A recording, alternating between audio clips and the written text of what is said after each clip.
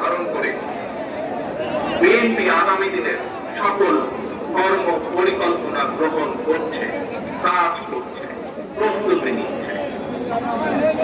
দেশের তরুণ জনগোষ্ঠীর কাছে বিএনপির কর্ম পরিকল্পনা তুলে ধরার লক্ষ্যে আপনারা দেখেছেন গত এক মাসে সারা দেশের বিভাগীয় শহরগুলোতে তারুণ্যের সমাবেশ অনুষ্ঠিত হয়েছে।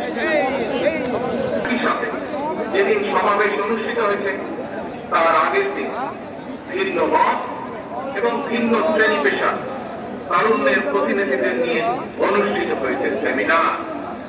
তারা তাদের মতামত তুলে ধরেছেন কিভাবে এই দেশকে আমরা সামনে এগিয়ে নিয়ে যেতে পারি।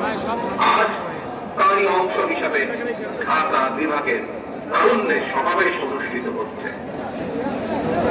উপস্থিত সমাবেশ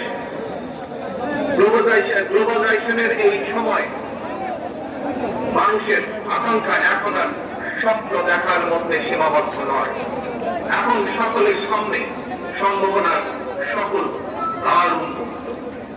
এই সম্ভাবনার বাস্তবায়ন ঘটিয়ে বাংলাদেশকে সমৃদ্ধি এবং সাফল্যের দিকে এগিয়ে নিয়ে যেতেই হবে আমাদেরকে। আর কথা বলার রাজনীতি নয়, বিএনপির আগামী দিনের রাজনীতি নিরাপদ কর্ম পরিবেশ এবং নতুন কর্মসংস্থা সৃষ্টির রাজনীতি। আর কথা বলার নয়, এখন বাস্তবায়ন আর দৃষ্টান্ত স্থাপনের রাজনীতি। তরুণ প্রজন্মের প্রিয় ভাই বোনেরা, সুজলা এই প্রিয় মাতৃভূমি বাংলাদেশ,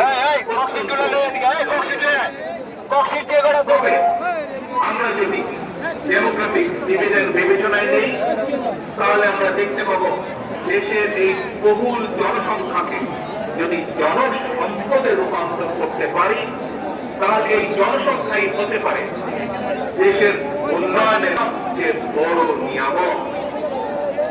এবং তাই দেশের কত জনসংখ্যাকে জনসম্পদে রূপান্তর করতে আমরা অগ্রাধিকার নির্ধারণ করেছি কয়েকটি। জনগণের জীবন মানের উন্নয়ন, নারী পুরুষ সবার জন্য নৈতিক লবণ কর্মসূচি, কর্মমুখী শিক্ষা ব্যবস্থা, গ্রামের উন্নয়নে তথ্য প্রযুক্তির সর্বোচ্চ ব্যবহার, ক্ষুদ্র কুটির শিল্পের বিকাশ, দক্ষতা বাড়াতে ব্যাপক প্রশিক্ষণ কর্মসূচি চালু, কর্মসংস্থানের সুযোগ সৃষ্টি এবং জনশক্তির রপ্তানি বিষয় অগ্রাধিকার তালিকায় রেখেই একটি জ্ঞান ভিত্তিক উন্নত এবং নিরাপদ মানবিক বাংলাদেশ গঠনের লক্ষ্যে বিএনপি স্বল্প এবং দীর্ঘ মেয়াদী পরিকল্পনা নিয়েছে, যার উপরে আমরা কাজ করছি। প্রিয় ভাই বোনেরা, বাংলাদেশে প্রায় 4 কোটির মতো রয়েছে। এই পরিবারগুলোর মধ্যে থেকে প্রথম পর্যায়ে কম বেশি